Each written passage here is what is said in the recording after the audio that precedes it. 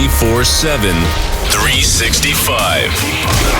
The fantasy season never dies. Welcome to Every Day is Draft Day. Presented by Champions Round. What's up, everyone? Happy Monday. Welcome to the latest edition of Every Day is Draft Day, Hot Takes and Pancakes. Today, it is Dan and the 3 J's. What's up, guys? What is going on? Howdy. What's up, All right, fellas? officially, NFL's officially back. We had our first preseason game last week. We have a full slate of preseason games, I think, this week coming up. So it's officially back in full swing. So the hot takes have got to be hotter than usual. So let's, I'm going to start off today. There you go. This is my All show, right. and I'm starting today. So let's get the homework thing out of the way first. But A.J. Brown is going to be the wide receiver 1 this year. The wide receiver 1. So here's why. The fact that Jalen Hurts is targeting him at about an 80% clip in camp, right? His highest target to date is 106 targets 2 years ago for Tennessee. He's going to get at least 150 targets this year. If he stays healthy, there's really no reason why he can't be the wide receiver 1. The Eagles are making a concerted effort to pass more this year, unlike last year. It really obviously depends on how much Jalen Hurts has progressed. But I think that overall wide receiver 1 is in the realm of outcomes for A.J. Brown this year. Well, being as though the Eagles franchise have never had a 90-catch wide receiver, and they've only had 2 80-catch wide receivers since 2007, I'm going to say no. Well, the Eagles didn't win the Super Bowl before 2017 either, Jeff, and look how that changed. They're not a wide receiver team. They're like a running team. I mean, I love the fact that A.J. Brown could potentially do some damage here this year, finally. But, I mean, I don't really see that much of an increase going from Tennessee to Philadelphia. They both like to run the ball a lot. And Hurts, I don't know. I mean, I'd almost take Tannehill over Hurts as a passer. So, I don't know. I'm out on this one, man. I'm sorry. To be fair, the Eagles wide receivers in their history have been horrendously bad. I think before like A.J. Brown, you had like T.O., and then you had to go back to like Harold Carmichael to have a receiver that was worth anything, in an Eagles uniform. So, it's rare that we get the kind of talent that A.J. Brown is around here. So I think that, to be fair, I think that gives him a better chance than the usual direct we usually run out at a receiver. Jeff's version of passer was very Dr. Evilly, and I was here for it. I liked it. Yes. I can't get behind the A.J. Brown as wide receiver 1 opinion. I just don't think that the volume is going to end up being there enough to compete, and I just don't think that Hurts is a good enough passer in order to be able to get that done. I think it's more likely that he's outside the top 10 wide receivers than he is the number 1 wide receiver. I'm not down on A.J. Brown. In fact, I've taken him in a bunch of leagues. I'm just not – I don't see the full upside to be like – I don't think he can be like a 120-catch guy on this team this season, which is probably what it's going to be because you're going up against, Chase and Jefferson, who, if healthy, are going to get – they're 115, 110 lock. I just don't know if A.J. has that in him on this offense this season. Yeah, I am going to agree with kind of both of you. I think he finishes in the top 10. I don't think he's 1. Actually, a clip just came out from camp today of Hurts throwing an absolute dime to him. So that's something to get the fans excited for. I think Hurts is going to air it out to him. He's going to be his number 1 option, and I think he's going to have a great year. Number 1 might be a stretch, might be hard to do, but you never know. I mean, he could really have a breakout year in a new offense. I think in order to be a wide receiver 1, you kind of have to be the standalone wide receiver on your team. And like 5 of the last 7 years, there's been a huge margin of targets between wide receiver 1 on that team and wide receiver 2. Last year it was Cooper Kupp, of course. And, when Robert Woods went down, it was all Kupp. And looking at teams that it could possibly be this year, maybe Michael Pittman, if you could stretch it that far, because who else is going to be the wide receiver on the Colts? Is that Paris Campbell? I mean, I don't know. Pittman could have a huge margin of targets over the next closest wide receiver. Plus, they don't really have a tight end there. I'd take Pittman over Brown right now in a bet in terms of You're production. That's wrong. No, That's wrong. No, you watch. You are on. I'm going to watch. I plan on watching every single NFL game that happens this season. I'll be watching. Every single one. I think that you're wrong. Volume will win out. Volume will win out. I mean, he's going to have to fight targets with Devontae Smith. And that's No, he's not. He doesn't have to fight with Devontae Smith for targets. He's going to be the number one target every throw. And we know that Jalen Hurts only knows how to look at one wide receiver, which means A.J. Brown's going to get all the targets. They're just going to, a lot of them are going to hit the ground. A lot of them are going to go to the other team. A lot of them he's going to pull down and run because that's what he does best. Devontae Smith is the least of the concerns here. I disagree. I think that there's going to be volume on both sides there. And I'll take Pittman right now over A.J. Brown. No. Absolutely not. I think that this should be a bet. Put it down. Yeah, no, I think it will be a bet. All right, Dan and Jeff, tattoo bet. AJ Brown versus. There you go. All right, you're on. We got it. All right, perfect. All right, Jeff, it's your take now. Oh, fun. All right, I am going to say the 49ers are going to win the NFC West. And the reason why is because in order for them to win, something's going to have to happen to the Rams. I mean, it's not we already talked about Arizona. It's not them, right? And it's not Seattle. Definitely so it's either San Francisco or the Rams. And right now we're talking about Matthew Stafford with the elbow tendonoscopy, whatever the heck is it that he has that's given him some concerns. Now I'm not rooting or thinking that injury is going to happen here. But, Stafford is kind of like the Brett Favre of our time right now. He hasn't really missed a whole lot of time. I think maybe one season or 2 seasons he's missed like 8 games, but that's it. He always gets hurt, but he still manages to play through. But I think maybe something could potentially happen to Stafford. And who's their backup? John Wolford, who's played 3 career games, and he has 0 touchdowns and 2 interceptions. So if something happens to Stafford, that Rams team. Whoa. John Wofford also won a playoff game, sir. Don't you forget that. Playoff 1-0 in the playoffs. Okay, I'll give you postseason. Fine. But still, I mean, he's not the answer. I don't see him as the answer or any kind of help. I think he rushed for like 75 yards in that game. All right, we'll have to effort that and look at those stats. But he's going to turn into Jalen Hurts. There you go. Okay. 49ers win the division. I'm saying it here now. I don't think that's that spicy of a take. I can get behind it, but they're plus 150 to win the division. The Rams are plus 125. So I don't know how spicy that is. The win totals right now. Yeah, win totals right now. Rams 10.5, San Francisco 10. Odds to make the playoffs minus 250 for the Rams, minus 225 for the 49ers. So yeah, I think it's a fine take. I think they could definitely win the division, but this is hot takes and pancakes. And that not hot enough. That was a medium chicken tender at best. Medium spice. No, Jeff, I agree, though. I mean, people forget, too, that the 49ers, I'm pretty sure, swept the Rams last year. And it really all depends. Shanahan owns McVay. He does. Except for the NFC Championship game, yeah. Yeah, but still. Yeah. But I think it's hot enough. I think the general consensus thinks that the Rams are going to run away with the division. But I had no idea about those betting lines, though, Jason. That's interesting. Sorry, Joey, I interrupted. No, we're good. We're good. I said it really just depends on Trey Lance, too. And from the looks of it and the hype around him, I do think he has what it takes to do it again, sweep the Rams, and win the division. By the way, I like that Chase just kind of snuck in here, man. He did. Chase snuck in here for the hot takes. He's got one, I'm sure. You got one, Chase? I'm actually, first and foremost, I'm here for an apology because we're still overdue on this Pat Freiermuth like slander having a better season than Julio. So, a position of a really important quote. We're in the Waffle House, which is a quote you should understand is because I'm always open.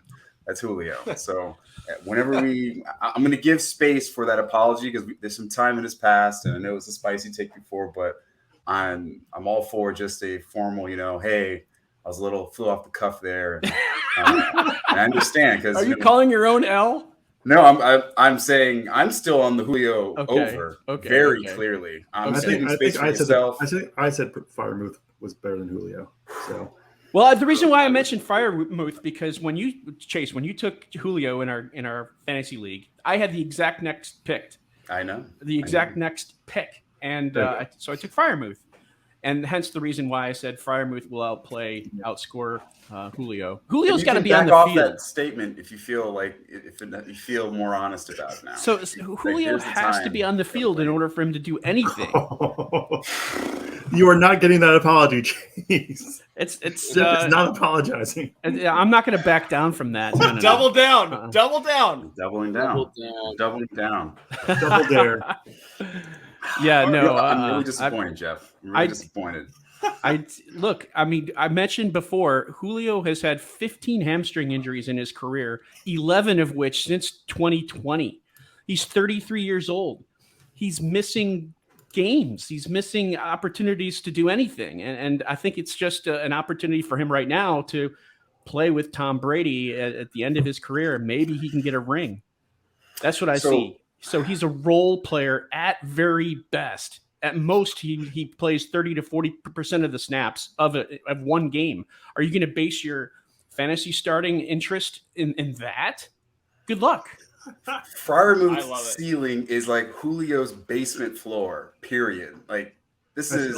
I agree. I'll make 3 points. I totally agree with you, but Julio, A, he's not the same player, and B, he's got to be on the field to make a difference. Okay. And he's just not, that's not going to happen. And Freiermuth is a huge key piece of their offense. Over 27% team target share in the red zone last year.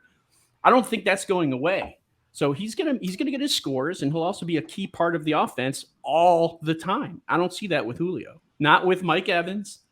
Not with Chris Godwin, who apparently is okay because he's off the PUP list, and with Russell Gage. I don't see them making room for Julio in a full-time capacity role.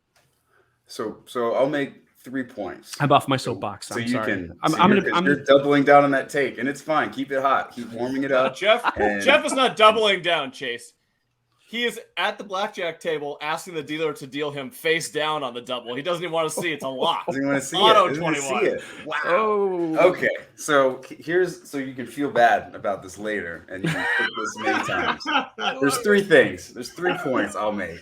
3 very simple points. I'll start first with bias. Let's start with bias.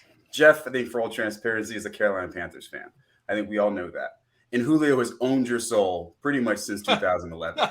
All right, let's be clear. He's like not against Josh Norman. He struggled against Norman. He struggled against James Bradbury also. And he's like lost lost 4 games to you guys over that period of time. So he's like 12-4 over that period of time. And I'm sure you have nightmares of those 300-yard performance years ago, and it still like keeps you up at night. And guess what? He's back in the NFC South he's home again. So you got him 2 more times this season. So there's bias in that.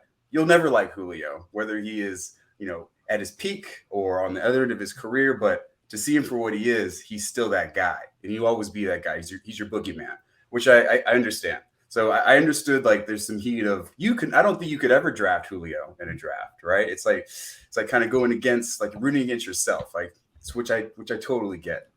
2.2, the combination of what is it? We're hearing reports of Mason Rudolph might win the starting job, and Trubisky is over here throwing highlights to George Pickens. Like, none of that matters because Freiermuth is like option 5 in like a bottom 10 offense. Najee is option 1. Najee's option 2. Najee's option 3. And then somewhere in between, it's going to be Deontay, Claypool, and hoping the defense can play more than the offense, period. Their best offense is their defense. Like last year, the Steelers were like a bottom 10 offense, and that was with Ben Roethlisberger as a statue. I think they'll still be like that this year because we don't know what's going to come out of that quarterback side.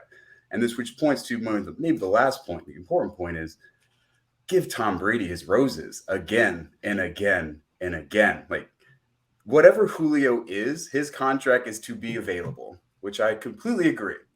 And going back to the point of availability, he just has to be on the field, right? That's like challenge one, availability. Tom's going to throw for at least 4,800 yards this season. I think we all can just agree that's going to happen. Wrong. You're going to take the under on that? Because he threw for 5,000 yards last year. He threw for 5,000 yards because they didn't run the ball a lot at all. And they're not. What makes you think they're going to run the ball this year? Like, because they didn't do it Rashad White. Yeah, there you go. They'll have to change things up. I bet under 4,650 and a half passing yards for Tom Brady, and I stand by it. Chase was incorrect. Wow. Oh, this is great. Well, I will take the over on that. We all can agree. No one agrees. So he's getting the two bets now. But we can all agree that whatever that's all going to be over whatever Pittsburgh throws. Yeah, my Venmo's at Jason Gold 33. You can send me $100 whenever you want to. Can't wait.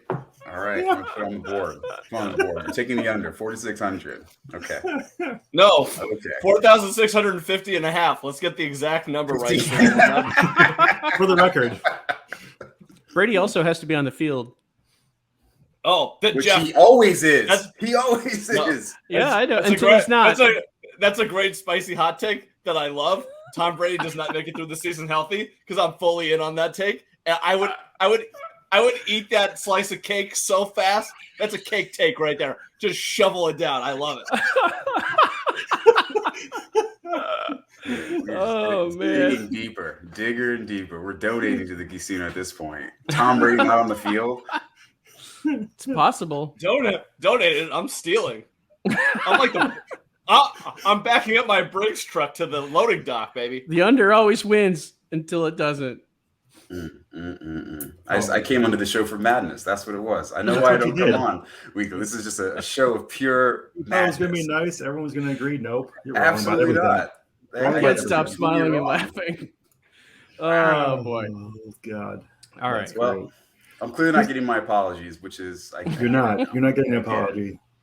Man. You're getting whatever an opposite of an apology is, actually, Chase, honestly. Because Pittsburgh might even be one of the lowest passing offenses in the league this year. It's possible. But I still like Freiermuth over Julio Jones from a volume standpoint and from a production standpoint overall.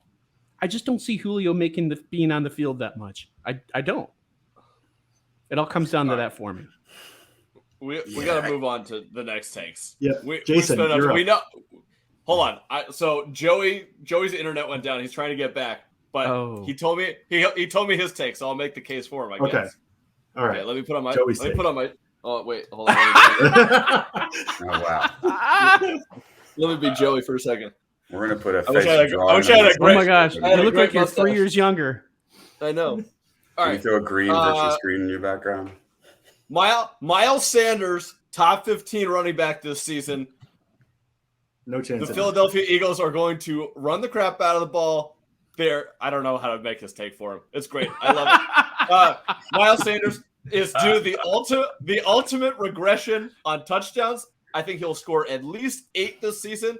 I don't think that Kenneth Gainwell is going to be as involved in the offense. I think Jalen Hurts is going to stop running the ball as much. I think Sanders is going to get 200-plus carries this year. He'll be more involved in the passing game, and I think he ends up as a top 15 running back for the Eagles this season. The talent, too much to pass up on. Great value in fantasy drafts right now. Go take Miles Sanders. All right. Was that good? That was good. Very good one, Joey impersonation. That was good. I gotta disagree, but I'm really curious to see what Dan says as the Eagle fan. Sanders loses his job at Gainwell by week 6. That's what I say. Whoa. Yeah, I'm down with that. Yep. I could see that. Touchdown regression is obvious when Sanders scored 0 last year. I mean, yes, he can't regress any more than 0. So, I mean, what are we talking about? It's not he scored 8. Like, Jalen Hurts is still there. He's going to run the ball. Gainwell's a better, pass catcher than Sanders is. Sanders never goes through a season healthy. I mean, what are we talking about here? Yeah, he's great when he's on the field, but he's going to be 100% healthy this year. I guarantee it. It's an absolute lock. Bring shades of 2019. Replay the whole season. Bring it all the way back. That's not going to happen. I don't see that happening. There's no way he gets there. Sorry, it's not going to happen. Mm-hmm. I can't see it. I mean, he's a good back. He can never finish a season like healthy anymore. So I think Gainwell takes a lot more work than what Joey thinks he does. He's performing well in camp. Boston Scott's still there. So he takes some work. The work is just that he doesn't get enough work, honestly, to get to top 15. There's just so many other backs that get the work plus Hurts. Like he just doesn't get the volume necessary for him to reach that level. Honestly, I wonder even if he stayed healthy. Is it safe to say that Hurts outrushes him? Yeah, probably. Yeah, right. Like so. 600. Absolutely no chance. Wow. Oh my gosh, that's great. But yeah, like an upside down. The last time I'm doing that. All right. You want another take? Yes. All right. So, Dan, I know that you were in love with one Rutgers rookie this year, Bo Melton, but let's go with the other one. Kansas City Chiefs starting running back this season and the highest fantasy scorer, Isaiah. I don't know how to say it. Pacheco. Yeah. Great. All right. Number one running back in fantasy for the Kansas City Chiefs this season will be him. Week 1 at the Cardinals, he will have the most running back touches amongst all of their running backs. 5'10", 216 from Rutgers, 7th round pick, 4.37 40. He's been used a lot in the return game. He will, for the Kansas City Chiefs, probably be their number one return guy. Great catching the ball. I think he'll be used a lot out of the backfield. I think he'll basically be like McKinnon plus, and then we'll have a bigger role as the season goes on. The things that I've heard out of camp from Andy Reid is that he hits the hole hard every single time, that he's not afraid to run the ball. He just needs to learn some concepts within the Chiefs offense. But given what they have in the backfield, given that Rojo stinks, given that CEH stinks and he's always injured, I think there's a really good chance that Pacheco ends up being the number one running back for the Chiefs this season. And yeah, week 1, most touches. Put that one on the board. That's a very hot take. I'm not sure if I can get on board with it, but I like the flair. Something tells me that Jerick McKinnon is still going to be a little bit of a surprise, and it might take Pacheco some time to get, I don't know, in the good graces of Andy Reid is someone that he can rely on. I mean, we saw, what was it? Who was that running back that was everyone loved? Oh man, Dan, you remember who it was? That like 7th rounder guy? I forget what his name was. When? With the Chiefs a couple years ago. Darwin Thompson. Yeah. Darwin. But Darwin Thompson was 5'10", 145 pounds. He weighed as much as my left leg. There's no way that he was ever going to be a real player. What's 145 pounds? What's Pacheco listed at? I have run here 5'10", 216. He's a real running back. 5'10", 216. Okay, all right, yeah. all right. He's got that going for him.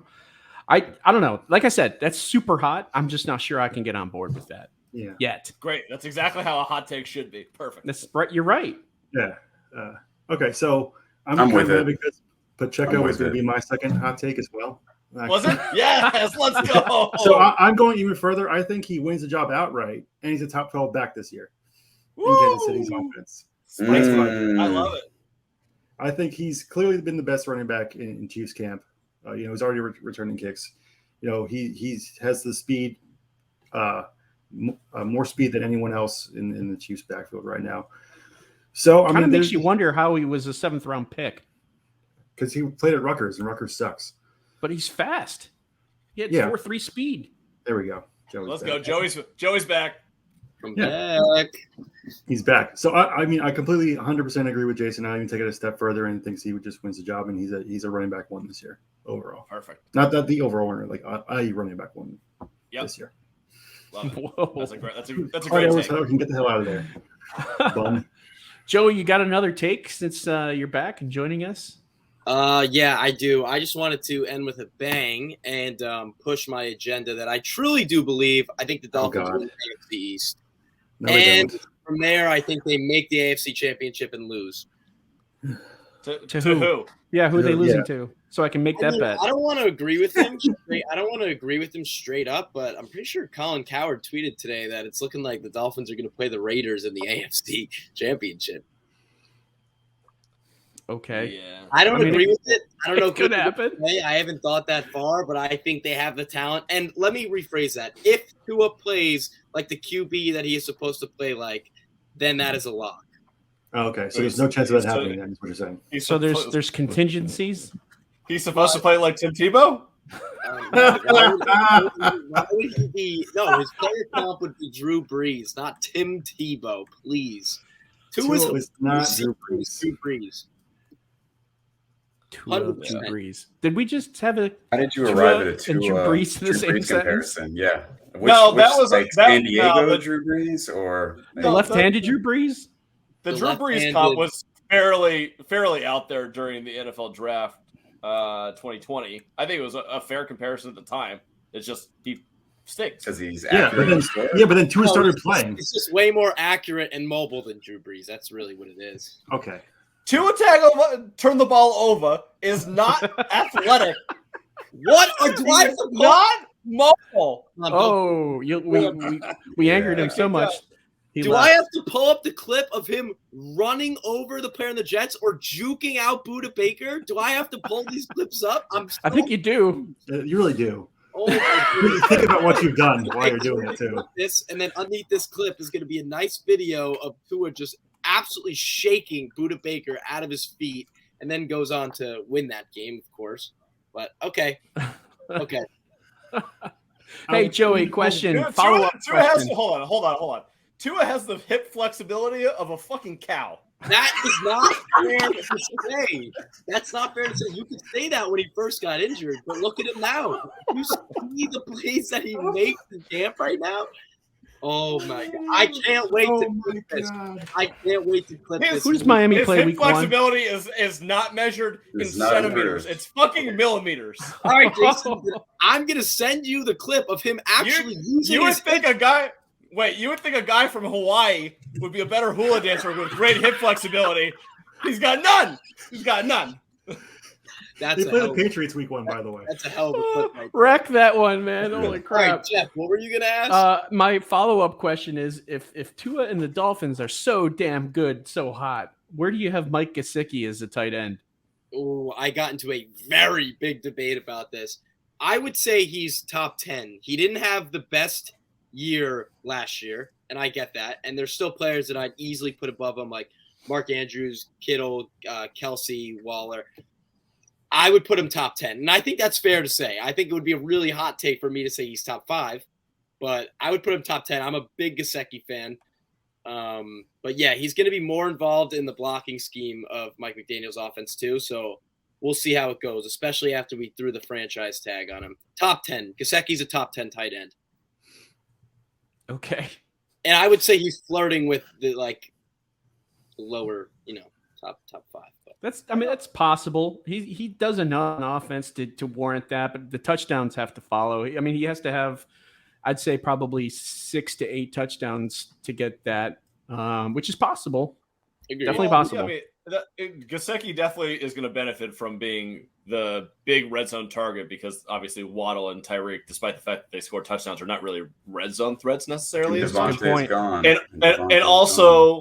And also like Tua overthrows everybody by 15 yards, and he's the only one who's over 6'5", so he's the only one who's gonna be able to catch it in the end zone and go up for it. Now you're pushing the overthrow agenda as if everyone doesn't push the underthrow agenda. If it's over 40 yards, he underthrows everybody. If it's 15 yards, he throws it 10 yards above everybody's head. Because Tua has the highest completion rate last year of passes over 20 yards. How about that one, huh? Okay. Uh-oh. Joey took round 10. I have no idea if that's true or not. Honestly, I'll be fact check guy over here. Attempt was above 6, but it isn't. Also, yeah, you can throw a high percentage. You can have a high percentage of downfield throws when you only throw fucking 6 of them because you the highest completion over 20 yards. First. Yeah, how many throws? Tua, doesn't matter. Still the highest. It doesn't matter. 2 throws. 3 out of 2. Wow, look at that stat. 50% highest. 55%. He attempted a deep throw on just. Yeah, there you go. Read the rest of it. He attempted a deep throw. Read the rest of it. I will. He attempted a deep throw on just 7.5 of his attempts. 36 most among qualifying quarterbacks. 36th most? Okay. 30, So thank you for reading the rest of the stat.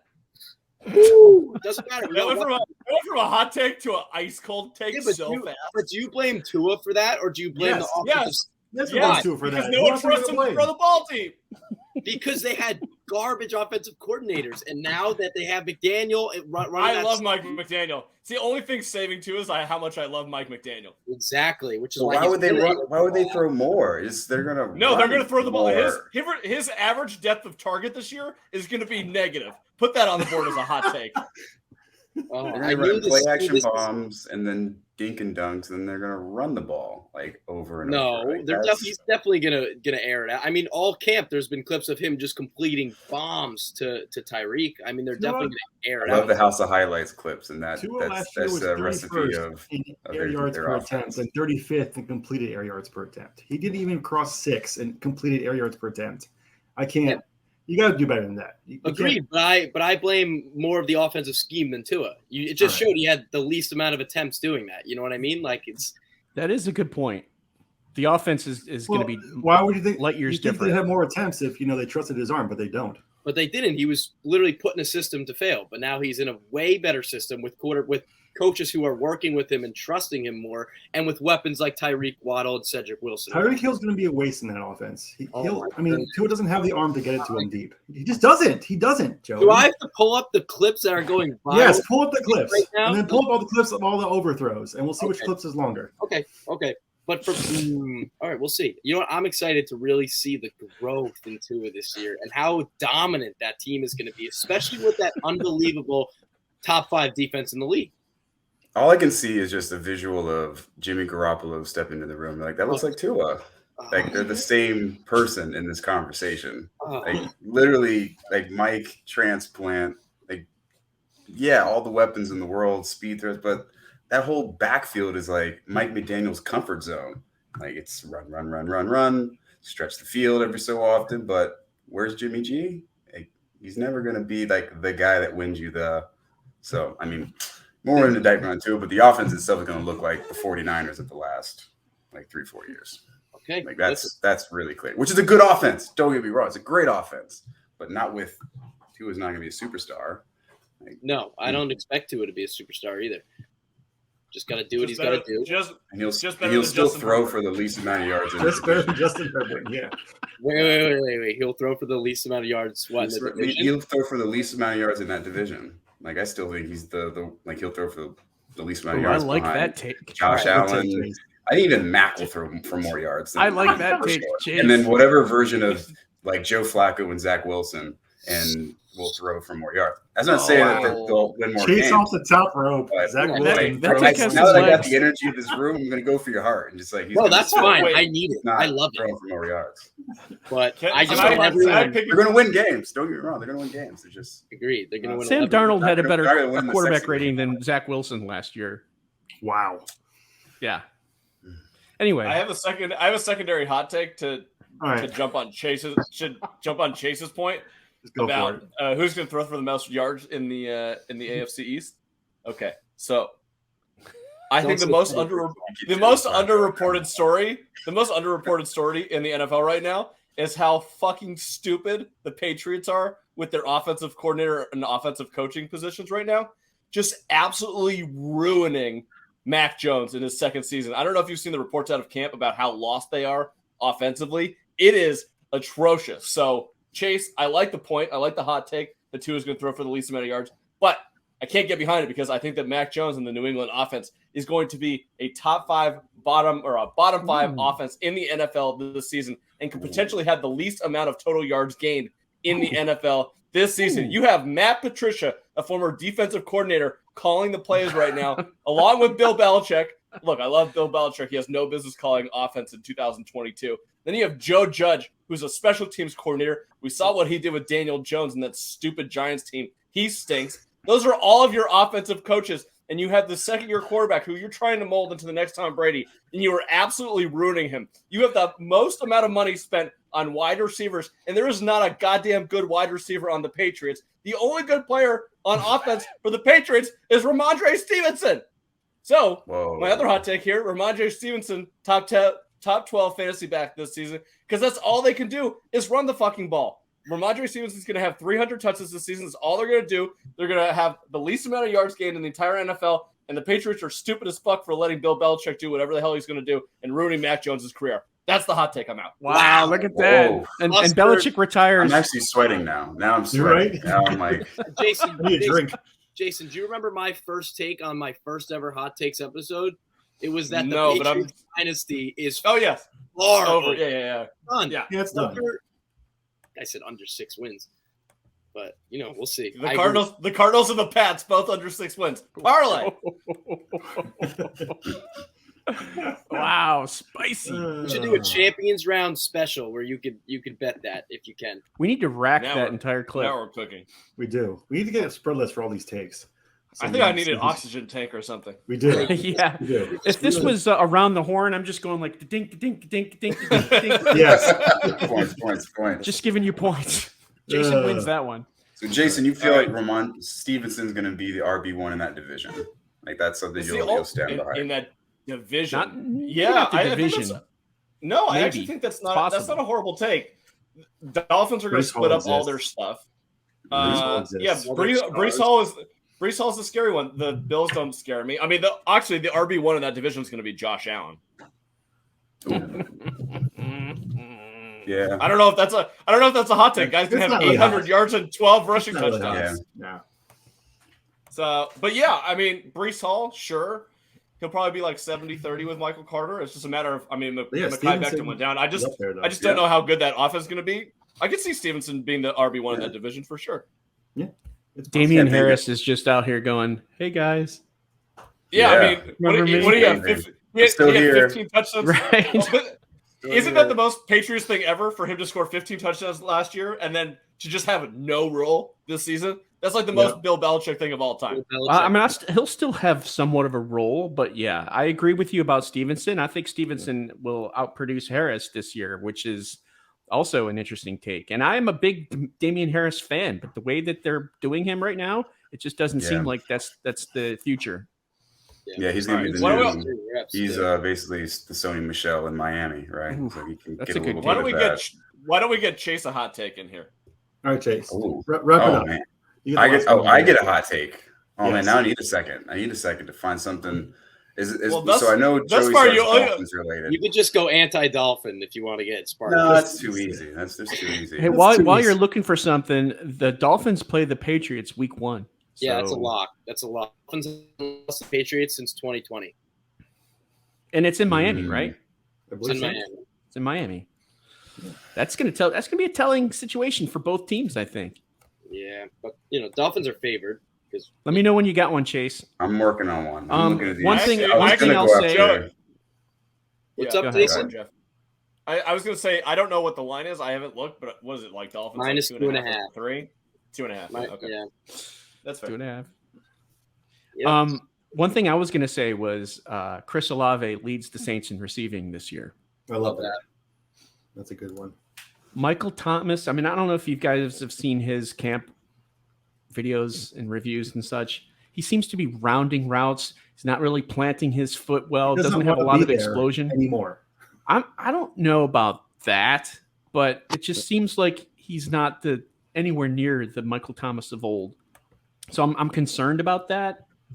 And Olave just looks, man, talk about a guy who already is a refined route runner. Well, who's throwing him the ball? Doesn't matter. Winston, if he's healthy. Winston just got hurt. Did you see that? He just hurt. Yeah, but I mean, was that hurt or injured? What are we talking about? Rolled his ankle, but you know Winston. It's Jameis. Hey, he's got LASIK now. He's fine. Yeah, the only quarterback that could make it not being able to see. Gotta show your respect to Winston. You got it. Hey, you know what? I gotta give it to him. Great hip flexibility on that guy. Have you seen the fucking summer the video? It looks great. Yeah. Yeah, Tua needs to work. Tua can learn a thing or two. I know. Yeah. I hope. I don't hate the take. I'm still high on Michael Thomas, but I think Olave is going to have a big season too, for sure. I think he'll be a great receiver in this league for a long time. Speaking of Winston, though, if something does happen to him, they still have Andy Dalton. Garoppolo. Well, they have Andy Dalton, and he's still I'm telling capable. you, I'm telling you, if Jameis goes down, Jimmy Garoppolo to the Saints plus 2,000. Book it. I don't know. Book it. Even with Dalton on the squad, who already knows the offense. Andy Dalton fucking stinks. Did we see this with the Cowboys? He should not be in the NFL. He's one of the better backup quarterbacks in the league. I would take Ben. Okay. Yeah. So you ever seen like in the 1800s them try to shoot a cannon out, and it used to be like the Red Rocket where it goes far and then it just limps out. That's his arm at this point. It's just like a little spit that comes out of the cannon at this point. It fucking stinks. Get the hell off the field. Go coach at TCU. Get off the field. Get Jimmy Garoppolo to the Saints. Maybe they'll win some games. Very passionate today, Jason. I think Jason it's a Monday. I got energy. I think Jason has a bet on Garoppolo to the Saints. Yeah. No. So, actually, Steph and I have a bet on Garoppolo to the Saints. We bet it at plus 2,400. I hope you know that. That's interesting. Going to get a solid clip from that Dolphin slander and send it in the Twitter chat that I have with 50 Dolphins fans. Oh my God, your Dolphins guys! Holy shit! Oh, I know. I sent them the Tua tweet, and there it goes. They go. That's good. So now they can all know that they're wrong. Yeah, but Jason's gonna have a fan base. I saw the one camp bomb. It was like a really wide angled video, right? It was actually a 37-yard pass. It made it look like 60, but it was 37. No, but it was a good throw. It was a good throw. You just can't really say 9 seconds to wind up to throw it, though. Anyway, let me tell you, they don't have that. They don't have that wide angle in Cincinnati. That has some great Miami film crews right One there. thing that Tua has going for him, if I can just throw something in here on Tua's side, is Mike McDaniel in the offense that they're bringing in. That's the only thing that I see making Tua someone who could be a fantasy relevant quarterback this year.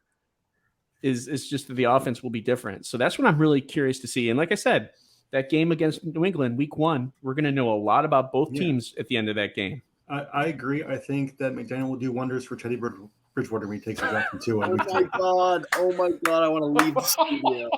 Jeff, I can tell you're a believer deep down. You don't have to admit it, but you're a believer. It'll be great for Bridgewater, I think. And then the Dolphins will be able to win some games. Oh, Chase, do you have a hot take? Because I have another one loaded up. I got one. Well, I'm focusing. I'm gonna shift it to because I'm on this. Let's ride. We got Russell Wilson. Russell Wilson. It's so funny how he went from Go Hawks to Let's Ride. It's like he has to have his thing. It's going to be his year. It's going to be the year of Russell Wilson.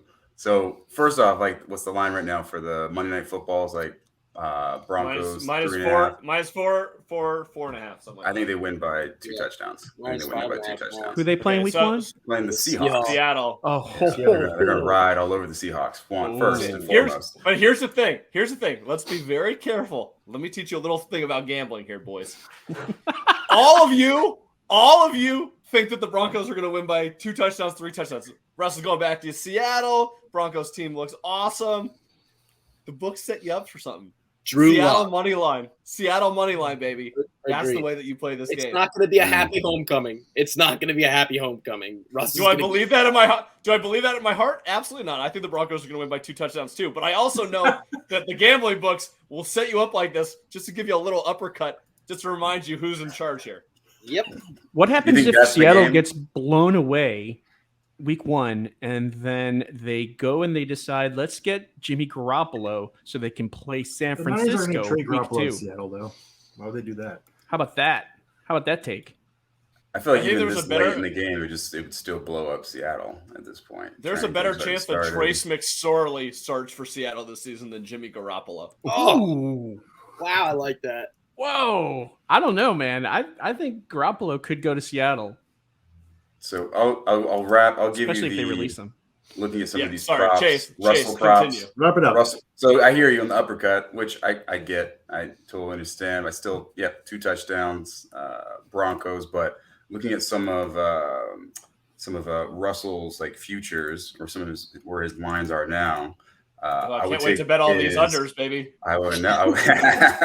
Well, I'll take the over on passing yards, which is like set at like 4,050 and a half, which Russell's thrown for over 4,000, only 3 times in his career? 1, 2, 3, 4 times in his career. Last year he threw for 3,100, which is like an abomination. The year before he threw for 4,200 and 40 touchdowns the year before. Can I make an argument against this already? I have an argument against this. Aaron Rodgers won MVP last year with the same offense and only threw for 3,600 yards. With the same offense, only threw for 3,100 yards. And only threw for 3,100 yards. 3,600 yards. And he did miss 2 games, to be fair. He didn't play week 18, and he had the COVID game. But I think that Russell Wilson maybe gets 17 games. I think he's still under 4,000 yards this season. I think they depend a lot on Javonte and Melvin, much like they did Aaron Jones and A.J. Dillon. Very similar setup. I think that both of those running backs have good seasons. I don't think Russell is asked to throw as much as maybe you think he is going to. All right, I'll step out.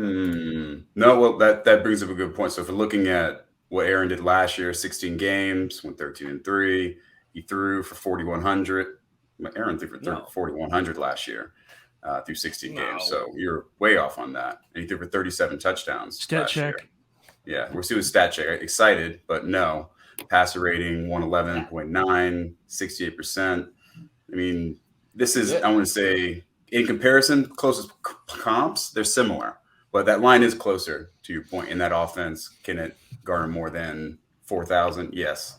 I like the other one, which is touchdowns. I think the line, I think they're at right now, total passing touchdowns, you can get it at 31.5, which I think he beats for sure. The Tim Patrick news is one thing, but and I really wish that guy speedy recovery when the NFL loves him. But that wide receiving core is deep, it's deep. And I think Javonte catches a lot of passes out of the backfield. Melvin is going to still be there. That offense is going to be humming. And he just has to be available, which Russell has done that his entire career. So I'm taking the overs on that for sure. And that's not super spicy, but if you need to make it more spicy, I mean, he's going to be a top 5 fantasy quarterback this year. He's your guy. So he's gonna let's ride all everybody. It's gonna be great. One note about Russell Wilson: he will finish before Justin Herbert. That's real clear. Put that out there because I always look for opportunities to stick it to Jason and his Ducks because we're giving Herbert a crown for so much Herbert hate on this show. So much Herbert. No, it's just two idiots with no. So one stat I want to mention about Russell Wilson. I mentioned this before. I'm not sure if it was on the show or not, but in Russell Wilson's career, he's had one running back with over 40 catches. One. Now, we could say that's more Pete Carroll offense. Maybe things will be different in Denver, but still, that's something to just kind of keep back in your back pocket. And it was Fred Jackson who had 40 catches. That's a good one. I think you did bring this up once before. Yeah. Sounds familiar. Anyway, so something to think about. Fred Jackson won me a fantasy title. I always love Fred Jackson. I have a question before we hop off. What's your question? It'll be quick. I just want to know, and I'll go first. If there was one team to go 0-17 this year, who would it be? I'm going to say the Giants. What? No, not the Giants. The Giants. We don't have to get into it. I just want to know the Bears. Jeez. Bears is interesting. I'm waffling between Texans and it's Jaguars. It's not Jacksonville. They'll do something. No. I think the two correct answers. Patriots. Seattle. Honestly, I just said that Seattle would win Week 1, but they have the 9th hardest schedule in the NFL. Maybe just because they're gonna have the worst quarterback situation in the NFL. So I'd probably bet on until they get Garoppolo or Trace McSorley. Yeah, I don't know. I'd say Seattle. All right. How about the Lions? No, the Lions are too good. They get a lot of talent. The team that no one has said that I refuse to say because I'll get a lot of hate for Oregon here, but I think Atlanta's probably a decent answer here. Yeah, that's possible. That's really big of you, Jason. I know that was hard. I know. That was hard. Well, I don't believe it at all. Mariota's going to win comeback player of the year this year. I mean, he's going to lose his job by week 10. But 10. Who's here? It might be earlier. Might be a little you earlier. gonna see Desmond Ridder play an actual defense last season? He's fucking awful. Garoppolo to the Falcons. Okay. That's Garoppolo to the Falcons. That's definitely not happening. I have one final hot take. Maybe we'll just drop a bomb at the end of the show. All right, go ahead. Last one. I mean, is everyone aware that Deshaun Watson is definitely starting week 1 for the Browns? Yes. Okay. No. I just want that to be out there. And if you can go bet the Browns, it's not really out there anywhere, but if you can, go do it. They're going to suspend him for probably the season. They're going to fine him like $15 million. He's going to get an injunction and get a TRO, and he's going to start week 1 for the Browns. And everyone's going to lose their fucking minds, but that's probably what's going to happen. So how long will he be on the field for? I don't know how long the TRO. The spicy take here is Deshaun Watson will start all 18 or all 17 games for the Browns this season because of the injunction. I don't think that will happen. I think they will come to some sort of middle ground or have a deal out of court. But yeah, I think he starts week 1. So are you saying financial advice to hammer the Browns right now? I'm saying financial advice. Your word, Jason. If you can find it in the marketplace, it's not really anywhere, but if you can find it, go bet it. Yeah. I could bet. Are you saying go bet Deshaun Watson's suspension or bet No, bet the Browns No, week 1 is what he's saying. Bet the Browns week 1. I don't want to bet against the NFL. I'm just saying if you can bet on the Browns week 1, even if he doesn't play, there's a chance that they beat the Panthers. That's a lock either way. They play the Panthers. 2, there's a pretty good chance he's going to end up starting week 1. I'm just saying there's value in going and doing that right now if you can get that somewhere. Yeah, I'm looking at it right now. All right, I definitely think there's a non-zero chance that Baker Mayfield beats the Browns week 1. well, yeah, it's a non-zero chance. I agree. I'm here for the revenge tour, so I think Baker wins that job, and I think there's a better chance that Myles Garrett smashes his head in than he beats the Browns if Deshaun Watson's playing. Yeah, let's come back to that one. What's the over/under? I'm here for the drama. I'm here for that drama. What's the over/under on snaps taken by Sam Darnold week 1? Because I'd bet the over. No, he's not playing week 1. There's no way Sam Darnold wins that job. I don't think so. No. way. I'm not saying that. I'm saying that Myles Garrett is going to absolutely slam Baker Mayfield. Oh, just kill him? Yeah. Oh, I see what you're saying. Will he have one snap? Yeah, like if it was like over half a snap, I would definitely take the over. I mean, but Baker's that makes more sense. Myles Garrett is going to tackle him he's going to send him into South Carolina, and they're going to, I don't know, his shoulder's going to be hurt again and stuff. I don't know. It's definitely going to be a tough first game for Ike Ekwonu. Oh man! All right. So maybe this is just a big move by Sam Darnold to let Baker win the job, so he gets murdered week 1. I would start Matt Corral over Darnold if Baker gets hurt anyway. So there you go. All right. So that's enough. We're done. We're done for this show. We've had enough. Everyone hates Chase's takes, and Joey is just an idiot apparently. That's right. That's what we got for the show. Let's ride. Go Hawks. So be sure to check out all of the Champions Round has to offer as the season ramps up. We have our paid daily dozens to go win some money. A bunch of people are still going 12 for 12 and free and missing out on some money there. So definitely check that out. Follow us on Twitter, on Instagram. Go check out our TikTok. Joey and Steph are doing a great job over there. What else? Am I missing anything, Jason? My fantasy guys point out. I think you got everything. 7 Stakes is available for season-long props. You can go play that now. That'll be open until, I think, until September 8th. And we'll have some more 7 Stakes contests for the preseason and heading into the regular season. Tons of giveaways. Chase is on the hunt right now for all of the great merchandise that we're going to give away once again this season. I think that's it. Yep. Yeah. And my fantasy guide's coming out soon, so be on the lookout for that. Yes, fantasy guide. We're close to having that done. It'll probably be out in like a week and a half. Yeah, right. All right, so check that out, and we'll hopefully have another hot takes and pancakes later on this week. So we'll see you then. Have a good day, everyone. See you guys. All right, fellas.